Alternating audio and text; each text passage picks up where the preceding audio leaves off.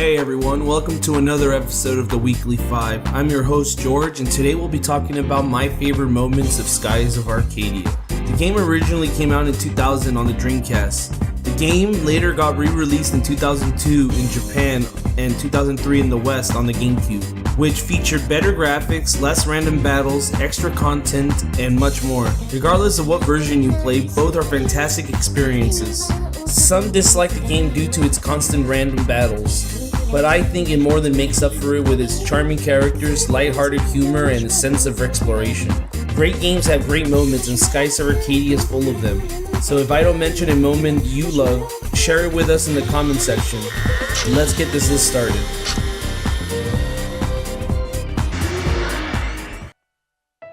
Five.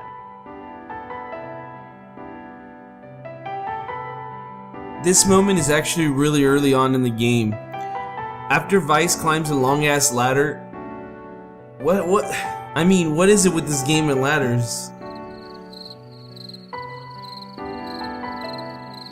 Anyway, what was I saying? Oh yeah. This is probably one of the scenes that I most vividly recall about the game, where Vice, Aika, and Fina are staring at the beautiful sunset.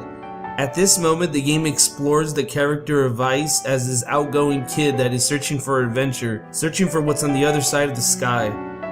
He talks about all the rumors and dangers that people use to scare kids like him from leaving the island. The whole time he talks about it with a smile on his face. That's when I knew that I liked Vice as the lead character. He wasn't some whiny little emo kid, a stereotype lead character in most popular RPGs at the time. He was just a kid that wanted to be a pirate, and who the hell doesn't want to be a pirate?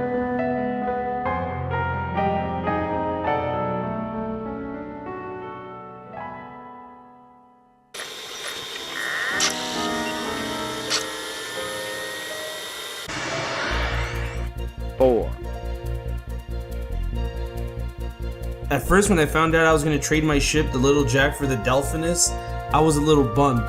Sure, it's just a ship in a game, but I loved the Little Jack. It was my first ship, and I spent hours exploring with it and getting into random battles. But the Little Jack was a ship intended for fishing, which was modified, while the Delphinus was a legendary warship built for the Prince of Valua, Enrique. Thankfully for the crew, Enrique leaves Valua and joins your party as a blue rogue, and helps you on your journey to find the moon crystals. Not only is the Delphinus a huge upgrade to your party, but it's also a big loss to the enemy, who wanted to mass produce the ship. Its moonstone cannon is so powerful it made a hole right through the Grand Fortress, which is supposed to be some heavy duty shit. Now that's some power.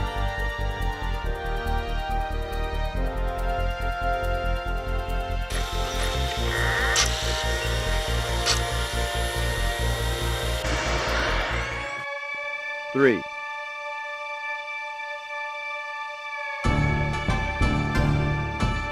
After your ship, the Little Jack, gets destroyed, our hero Vice finds himself shipwrecked on an island. After 2 weeks, he gets rescued.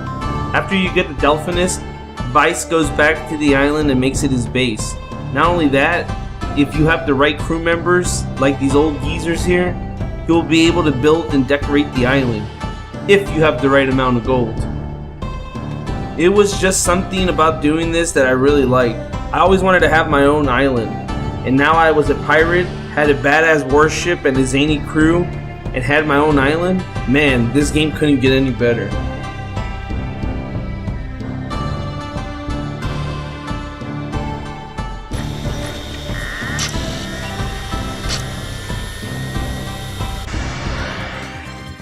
Two. I always thought Belleza was a complicated character. Sure, she is with the bad guys at first and uses Vice with her charming looks and manipulates him into getting her the Moonstone. I think the reason I liked her so much is because she reminds me of Aika. Just like Aika, she was an orphan after her father died in the war, and her mother died after she had a broken heart. Yeah, I'm pretty sure George Lucas wrote that last bit. As a character, she's pretty outstanding. She hates war and doesn't believe in using brute force.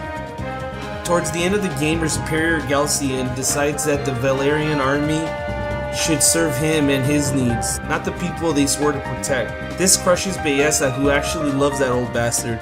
So during the last moments of the game after he's trying to escape, she comes out of nowhere and does what any sane lover would do. She suicide bombs him because she loves him. Isn't love sweet?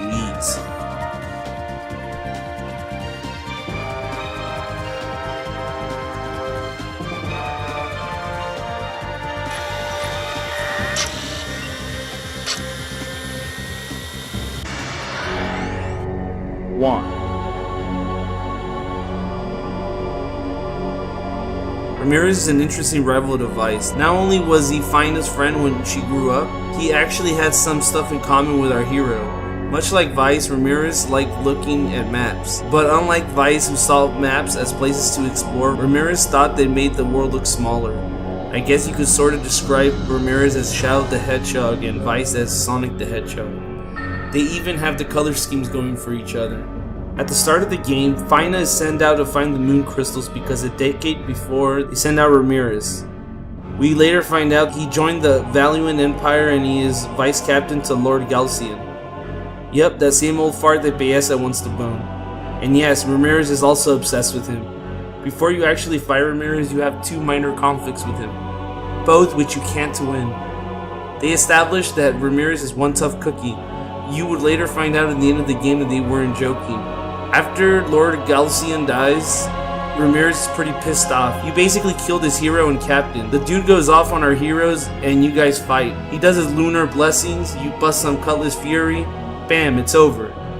Nope.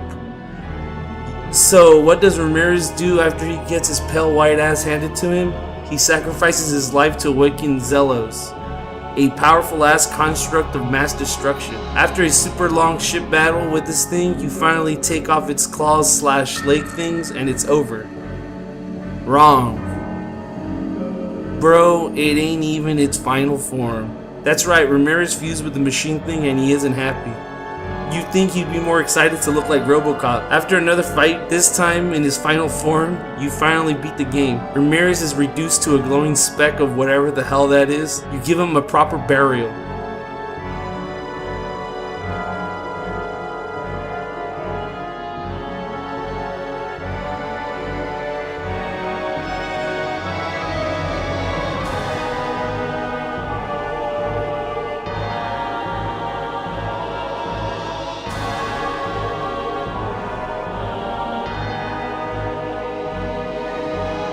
You throw him overboard of your ship. Happy ending.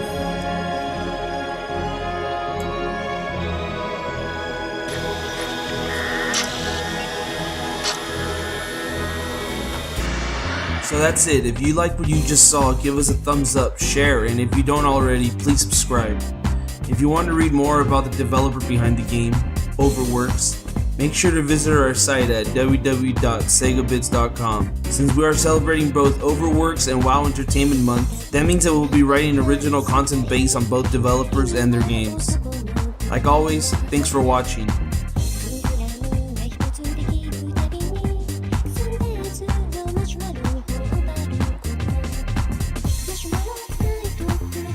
Mission finished.